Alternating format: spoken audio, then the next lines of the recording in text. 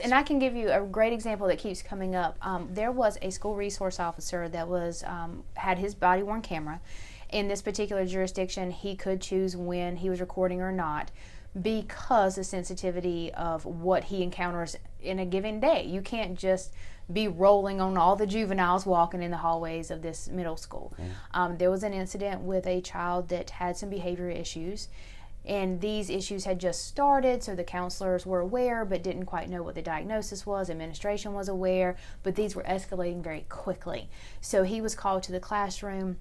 This particular young man, I believe he was a middle schooler, so somewhere in those age range of 5th grade, 6th grade, and he was violently throwing chairs. He started to hit the wall with his head. This was something they had not seen before. So immediately on goes the camera, and we could later, not show that to any. This would be one of those situations you wouldn't show it to any outsider because of the representation there.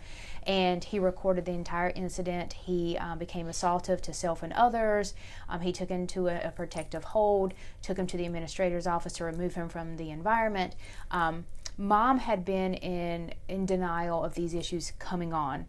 She, like anyone, as a parent, you don't want your child to have these issues, right. and that's where I think Mom was, and she kind of was hesitant to realize her child was going through this. Well, that day when she got the call, she was very angry. We need you to come pick up your child. Stormed in, why are you guys doing this to him? Why are you labeling him? And we were able to sit her down and put her on a computer and show her these behaviors.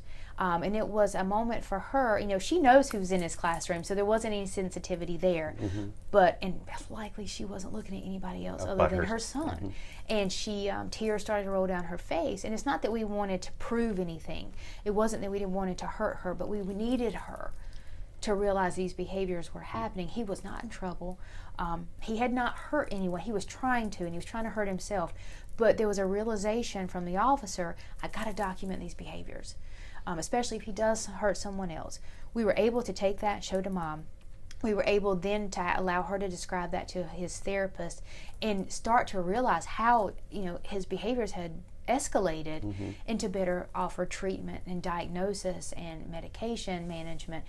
That was just one of the times that I can think that we had one person who got to see this footage or understood the footage, and it benefited them greatly. And she came back later and apologized for her behavior, and but those things happen when emotions are that high. They are high, right. And it's your child, and you want the best for them, and not that we would ever exploit that, but she needed to see that for the betterment of her child. And it just sounds like, for the people involved, you're getting on the same page. Absolutely. When you're looking at mental health and social work and law enforcement, it's collaborative, and especially when you're dealing with victims.